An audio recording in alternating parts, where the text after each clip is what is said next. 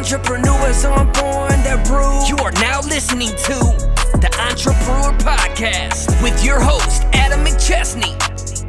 Let's grow! Hey, what's up, everybody? Welcome to another episode of the Entrepreneur Podcast. I'm your host, Adam McChesney, and I want to thank you for being here today. If you're listening, please be sure to subscribe to the show and leave us a 5-star review on Apple and Spotify. We would love for you to share this content on social media by tagging me and our guest. In this way, we can get this content out to more people. Today's episode is one I've been excited for quite some time. He's someone I've been connected to online for the past few years and someone I truly look up to in the entrepreneurial space because in a world full of people who are fake or posers, he's actually the opposite. He's done a lot of this stuff himself, and he's going to go through that today. I respect him in everything that he's done, and I can't wait for you to learn some of the valuable information today that I've been able to extract over the last couple of years. Today's guest is Tony Whatley. He is the founder of 365 Driven and the host of the 365 Driven podcast. He is a business coach focused on helping companies scale and exit, specializing in those things. Tony, welcome to the show. Hey, Adam, thank you for having me on the show, man. And I don't know, man, I might be pretty fake. I guess you're going to have to figure this out. So we'll see how this goes, man. Yeah, I mean, I could have just bought 30,000 followers this morning. You know, you never know. You never know, man. There's always something new that's out there that you're like, man, is that real or is it fake? And there's so much noise that's going on right now, especially with AI and all this crazy crap. So in a world full of those types of people, it's refreshing. Your podcast, when you're a guest on podcasts, and just the content that you put out on social, I enjoy consuming it because it's not some big sales pitch, and there's also like reality behind it, right? So I appreciate you and just want to say thank you for being who you are and being the real you. You know, the weird thing about that is when I decided to leave corporate in 2015 and go full time into consulting and coaching, man, I had a lot of heartburn about putting myself out there.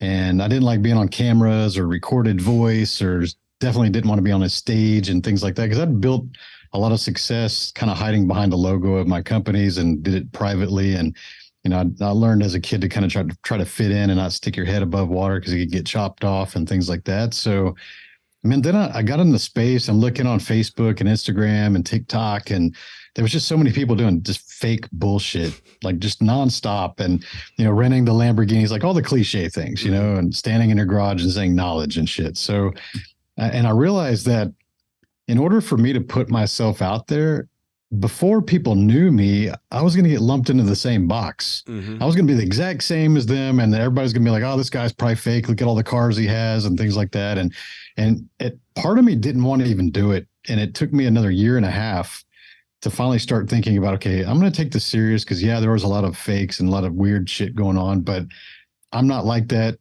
I'm going to keep my integrity in check.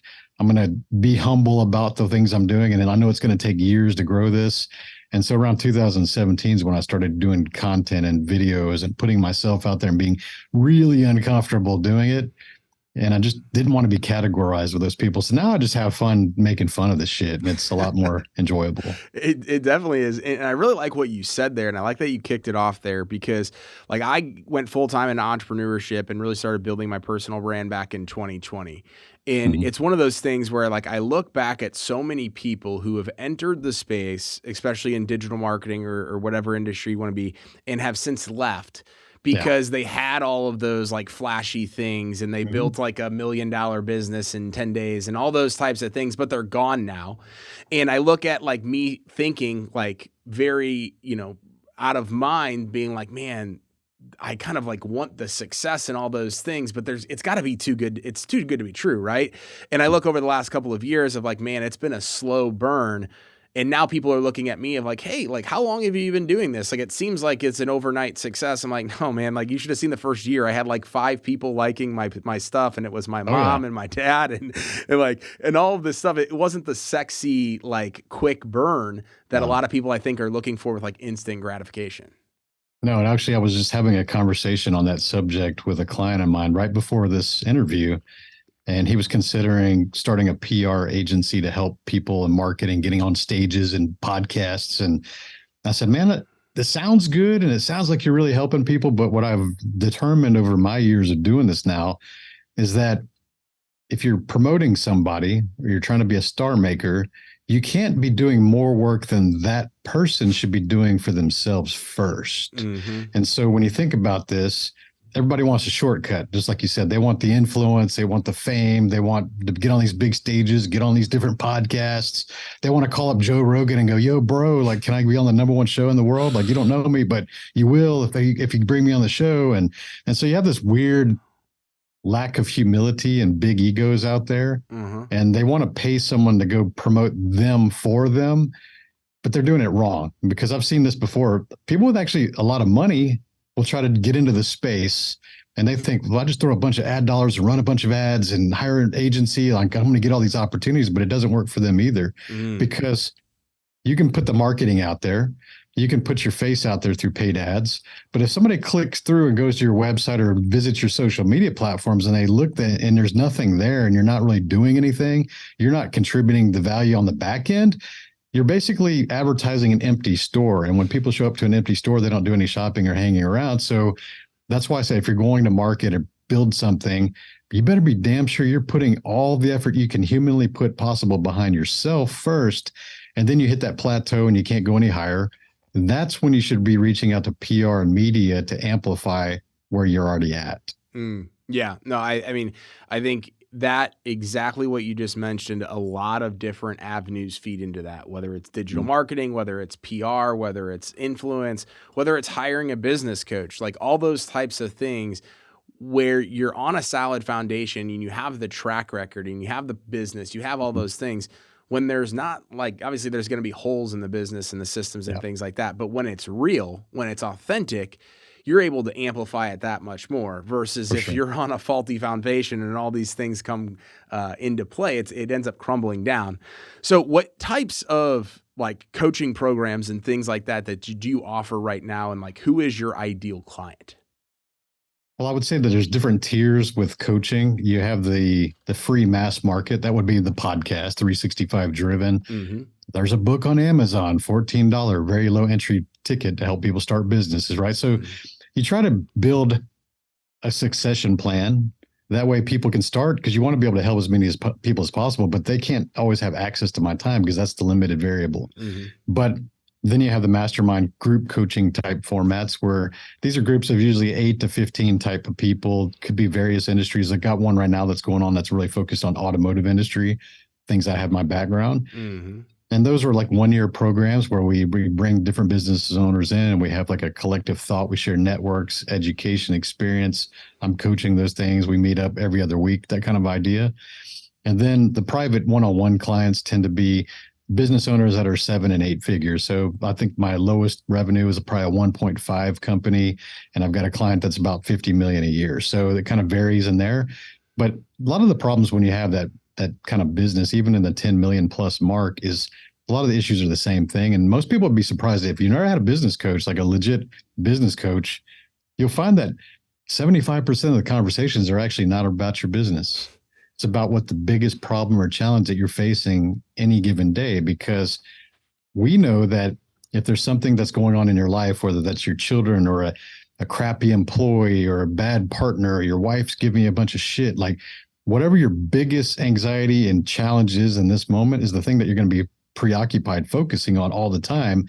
You're not going to be able to look about P&Ls and processes and systems and scaling until we get that out of the way. So good business coaches are almost like an unlicensed therapist that help you kind of work through things that are within your control, learning how to fade the things that are not in your control and be like, dude, the outcome's going to be what it is. Let's focus on what we can work on. What's the next step? Prioritizing those kind of things. So, legit business coaches are really, I call myself a high performance coach now, because I want you to be really strong in fitness, your faith, your family, and your finances, all the F's, right? Mm-hmm. Yeah, and I really appreciate you saying that. I was having a conversation with somebody actually earlier today about a very similar thing. Is so many people hire business coaches thinking that they're only going to see an impact in their business. My best return on investment, whether it's been joining a mastermind or hiring multiple business coaches over the last couple of years, is who I became as a person, as a husband, as a now father, as an entrepreneur, because typically we're the bottleneck to that next level of growth because we're the one in the driver's seat. That's right. You become the limit of your own potential. And your potential is endless, but you got to always invest in new skills and new knowledge. And a lot of times, even in the mastermind, people will think, okay, that's probably a lesser offering, and it costs less, so it's got to be less valuable. It's not true, because at that level of business, when you're just getting started, or let's say the 0 to 1 million revenue mark, if you're in that range right now, you're probably better off in a mastermind than you would be with a one-on-one coach. And it sounds counterintuitive, but I want you to understand that most of the aha moments, all the takeaways that you would actually have, is when you hear other people being coached, especially when you're hearing other people ask questions that you didn't even know it existed. Like, holy crap, they just asked something I never even thought of before. Let me sit in and listen to see how this gets coached. And you see the feedback and the experience pour in from the other people in the room. And they realize, like, oh my gosh, like, I need to apply that to my company. I didn't even know that. Like, I didn't understand that gotcha or that trap. And then even with a one-on-one coach, you may not ever arrive at that question, because sometimes that coach is at a higher level and they operate with the kind of the rudimentary stuff in the background, because they've been in that life for so long. But it takes that other person at the same level as you to ask it, or have the courage to ask it. And then you're like, damn, like, now I know. Mm-hmm. Well, also, I think it has that sense of like inclusion, and you feel like you're not on this island, because as entrepreneurs, we always feel like there's no way somebody's going through exactly what I'm going through right now. It might not be apples to apples, but it's like 99% the same thing. Somebody's gone through it. And when you're in those environments, it does help you feel like you are not alone and not crazy, which kind of leads my next question. At what point, after leaving corporate America, did you start to invest in mastermind and coaches yourself? I've been doing all during my corporate life. Okay. I mean, I was on the executive path, and I was working my way up to vice president of some multi-billion-dollar companies. And so I would already be investing in leadership training and coaching and things like that, and performance. And, the thing about leadership is that people think that it's a title. If you got an employee mindset, or you come from corporate, you think that I just get the promotion, the job title that says manager. So you think you're a leader. But those of us that are truly studying leadership, we understand, there's a manager who is really dictating rules and following policy and making sure people are standing in line and doing the things that are required. They're very important roles. But a leader is a completely different role, where you're trying to encourage people, and you're also acting as a steward of them as an individual. Because if somebody's reporting to me or working for me, I realize that our time is kind of like the two ships passing, and it's a very finite amount of time that you're going to be able to influence that person. So as a true leader, you're trying to influence them to become a better human. You want them to adopt better core values and understand that I am the steward of your future progress, and I may train you and teach you all these things, and you may leave. And that's okay, because a growth mindset realizes, like, hey, I prepared that person for something better in their own lives. And if they need to go pursue that, I don't have a problem with that, because that's who I am. There's going to be somebody else will come in, I can mentor, and we can complain about, well, I train everybody and they leave. That's a fixed mindset. If you've ever caught yourself saying that, think about how you would feel if the roles were reversed. Let's say you came into a company, which we all have, and you trained and you had such talent that you became in a position that was limiting your growth, and you decided to leave, which most of us have, and you went on to find better things. Like, how are you going to judge people that do the same thing to you if you would have been limited in your opportunities had you stayed? Like, if I would have stayed a fry cook at McDonald's for the rest of my life and just complained, like, what would that have, like, what kind of impact in my life would that have been? Like, we can't have this turnover. So, Tony's the best fry cook, and, we got to just keep him here forever. We'll just keep paying him an extra 25 cents an hour. He'll stay here forever. No, guys. If you want growth for yourself, you got to be able to allow for growth for other people. I completely agree, and would love to get your thoughts on the particular question of, when you're growing as an entrepreneur, whether it's your business partner, whether it's a spouse, or whether it's your other employees, how do you mentor and coach people that are coming to you and saying, hey, Tony, I see the future. I'm leveling up. I'm doing all these things. I'm becoming the best version of myself, but my partner, my spouse, my team is not coming on that journey with me. They're not interested. I think that it applies to whatever role they tend to be sitting in. If they're in a supportive role and they're just kind of the MVP in the background doing things in operations, and they're not really part of leadership or the direction of the company, it's okay to keep people like that. If they're good, productive workers and they are doing what you expect of them, realize that not everybody's going to have that same core value. Realize that majority of the workforce, so let's say the majority of the population, are not interested in personal development. They're not looking at about visualizing. They're not thinking about themselves in a year, 3 years from now. That it's absurd to most people until they get into it and they start to see the results for themselves, and then they believe it. It's a lot like religion when you think of this. There's a lot of people who are like, organized religion's garbage, and there's a lot of crime and pedophiles and like all this crazy, like we hear that kind of stuff. And there are examples of that. There's evidence that that does occur. But then some people will go through some kind of life circumstance. They will go to church and they will, be born again, and they will literally change their mindset about the complete thing that they used to say the opposite of.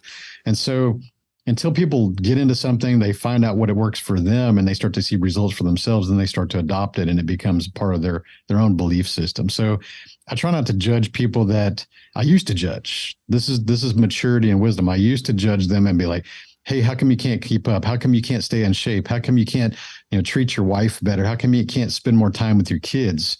Like, that's the judgmental part, because that's also being a hypocrite, because we've all been in the negative side of that as well when we come through.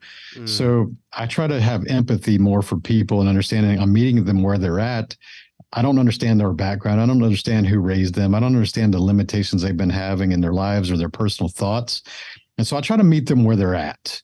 And a good coach will ask right questions and encourage people and see the potential within them that they may not necessarily see for themselves. And that's your duty, is to pour into them until you start to see the results and they start to believe in them, because you may be the first person that's ever confided in them or been proud of them. A lot of people have never heard, I'm proud of you. You're doing so well. Something that simple. So many people have never heard that. And it's sad. It's really sad. It's unfortunate. So be the person that's pouring into them, that sees the opportunities that they may not necessarily see for themselves, and keep being the right leader. And if they're pushing you away and they're going counter and just being toxic about it, you got to get rid of those people. Like, they're not going to come around. They had to at least tolerate you at first, right? Because that gives them hope. But if they're just going counter to you and trying to be cancerous to your organization, they don't belong in your organization. Yeah, no, I definitely can see where a lot of that has an impact, especially like if they're willing to continue to be at least at the level that they were at, that's producing, continue to keep them around. But if they're a cancer, if they're negatively impacting, those people just have to go. Nothing is likely going to change from that.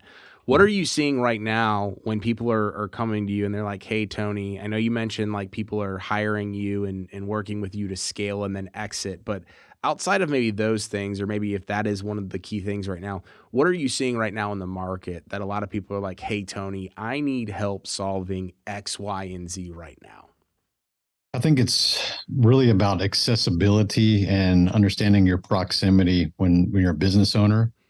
I mean, there's a lot of times people are like, well, I like the open door policy, and I like my people just to be able to dip in and go, hey, can I ask you a question, boss? And that sounds great. And it works maybe for some really small companies, or if you have a staff of employees who are really self-starters and you don't really need to guide them and they're not bothering you all the time. But for most companies, especially larger ones, that open door policy sounds good, but it's really just robbing you of your own attention and your own momentum, because it takes a lot of time for us to switch gears. So let's say you're really focused on a task where you're doing analytical things, you're running numbers, you're planning, you're strategizing, and then you get the knock, knock, knock, and employees like, hey, boss, you got a few minutes? And you're like, yeah, I'm a nice guy. Like, come on in, open door policy.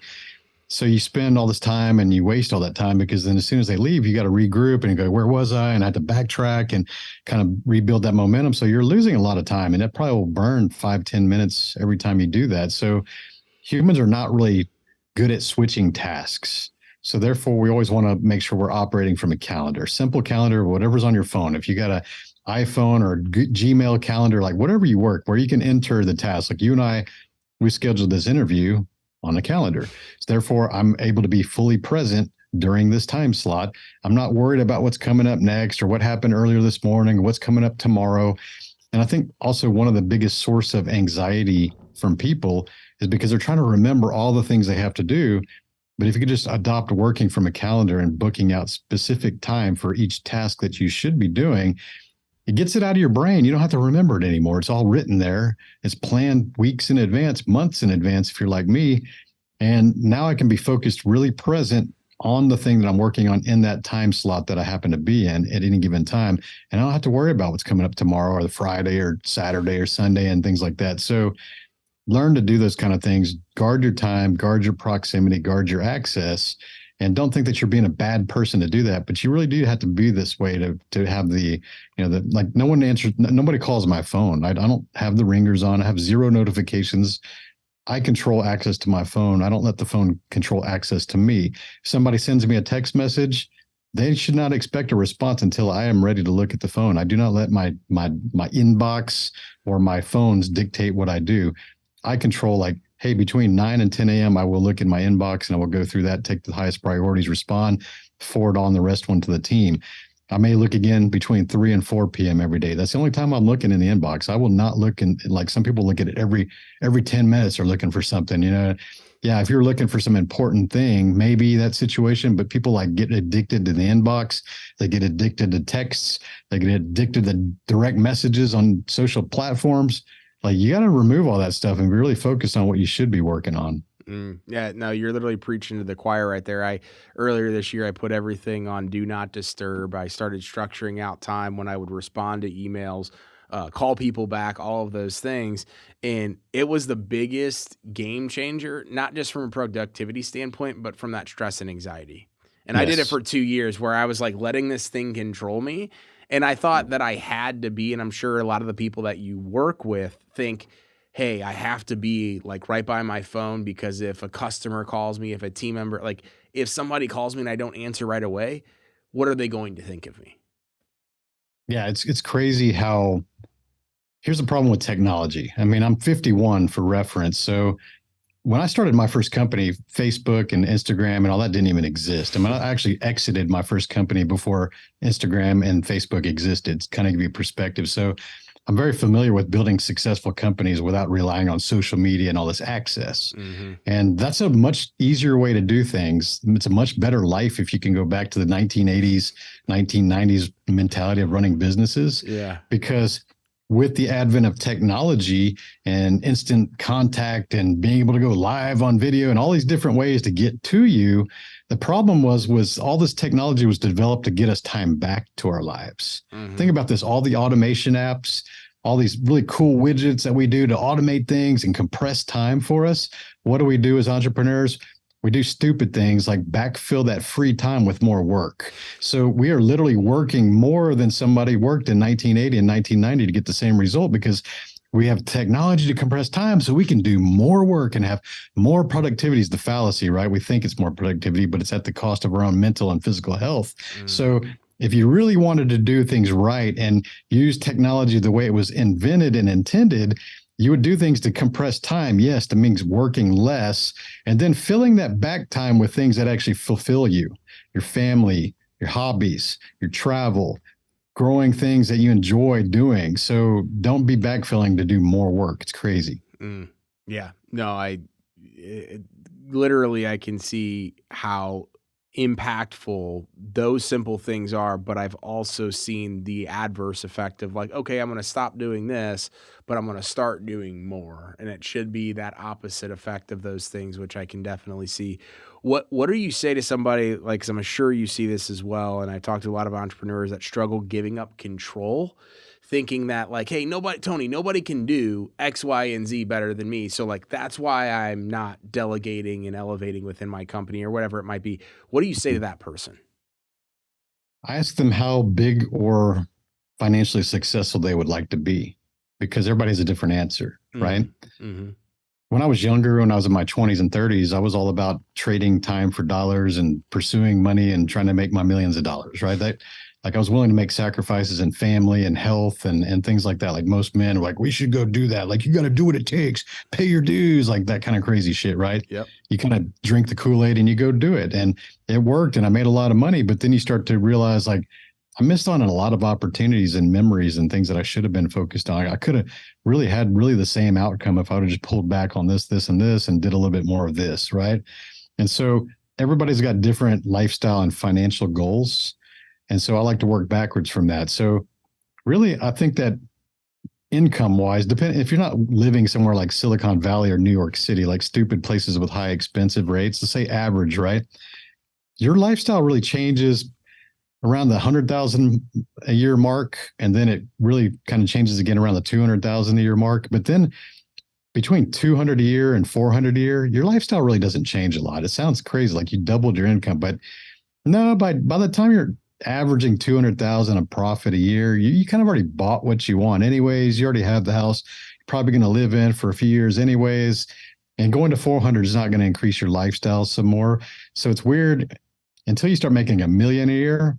That's kind of the next step. Mm-hmm. But I see a lot of people kind of getting that 250, 350, 400 range, and they're always just pursuing the next 100,000, and they're sacrificing more of their time, literally killing themselves. A lot of these guys look they're 10, 15 years older than they are because they're just wearing themselves out. But they don't realize like you're going to have to make like 3 times that amount to really change your lifestyle, and is it really worth it? So at some point we realize, like, are we just chasing revenue because we want to impress people at the social club or the golf club? Or I'm an 8-figure entrepreneur. How many times have you and I heard this on social media? Like, I'm a 7-figure this, I'm an 8-figure this.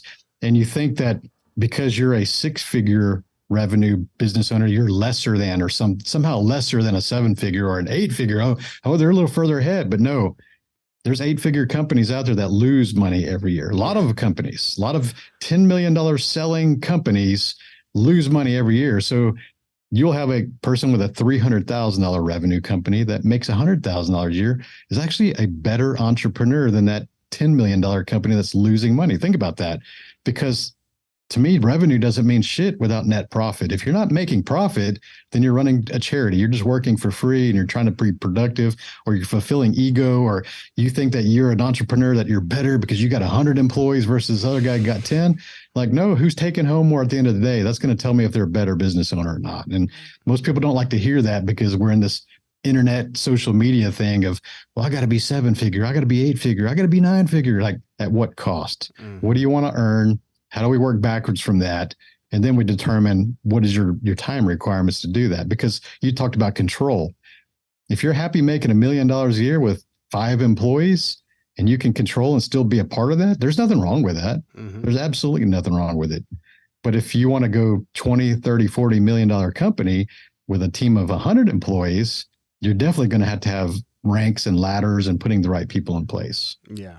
No, I think starting with the end in mind and trying to figure out what is most important to them and working backwards is a great place to start to help build that lifestyle for the future for them. So appreciate you sharing that. And yeah, as we wrap up the episode, here, Tony, really appreciate you coming on. I gained a lot of insights, not just about you and some of the expertise that you talk about, but I know the audience will as well. Any last pieces of advice, and then we'll kind of talk about show notes where people can stay connected with you, but any last pieces of advice that you have for entrepreneurs right now, moving forward over the next, couple of years and beyond? I'm really focused more really since age 40, so a little over 10 years now, of making sure that you're pursuing your income. I don't have to say it's a business. It may be a job for someone that's listening to this. Pursue income with things that fulfill you. Build teams, like you mentioned earlier, like you find people that you want to work around and you want to be around, you want to help each other. Like, that's far more valuable, far more rewarding than just chasing the next fad. I think that there's too many people that are just chasing fads to try to shortcut the dollar. And, we've seen it. They were the CBD expert. They became the NFT expert. They became they're the AI experts now. Like, they're all AI experts, but, before they were crypto experts, or they were real estate investors. So it seems like every 6-7 months, they got a new business card, a new website, and they're throwing out a new funnel. Don't be those people. Don't be those people, because I know very, very, very few of them that actually became successful. And that's usually from a stroke of luck or just something occurred. And, maybe they got unveiled and they kind of took off by a bigger mentor. So, quit chasing quick dollars. Realize that get rich quick is measured in years, not months. And do things that you enjoy, that you have expertise in, at least that you have curiosity. And you may not be an expert at something right now, but if you're compelled and you're very curious about that and you're very interested and you're willing to do the research and learn about that industry, you're going to have a lot more passion and energy behind what you do versus someone that's just trying to adopt the latest trend. Quit doing trends, quit trying to follow trends, quit taking advice from people that are just doing trends. find out what makes you resonate, what gets you up and excited every morning. Go invest in that, learn from people who have done what you haven't done, and then you're going to get that result. But it's going to take years, but it's worth it. Love it. Great way to end the episode, Tony. Thanks so much for coming on. Where can people stay connected with you online? We'll put that in the show notes. Yeah, if you're already listening to podcasts, go check out mine. It's 365 Driven, and that's my website as well, 365driven.com. And you'll hear all my socials and the books, everything there. And if you had any questions or give me some feedback from this episode, go ahead and send it to me on Instagram or Facebook. I'm always happy to answer those questions for you. Yeah, appreciate that. We'll put all that stuff in the show notes. And if you're looking, if anything resonated with you, definitely provide feedback to Tony and be sure to stay connected with him online. Feel free to reach out to him, not only listen to his podcast and things like that, but learn more about 365 Driven and all the things that Tony has going on. So Tony, thank you so much for coming on today's episode, man. Hey, Adam, thanks for having me. It's a good conversation, and keep going, man. I appreciate that. Thank you. I look up to you, and it's amazing to have you on the podcast. So thank you. Thank you. And I want to thank you again to the audience for tuning in to today's podcast. Please be sure to subscribe, download, and share our content. Leaving a 5-star review goes a long way. Be sure to tag Tony in this episode so that way more people can learn about Tony and everything we talked about here today. We'll see you all next week. Remember, entrepreneurs aren't born, they are brewed. I'm an entrepreneur, so I'm born to prove. Thank you for listening to Entrepreneur.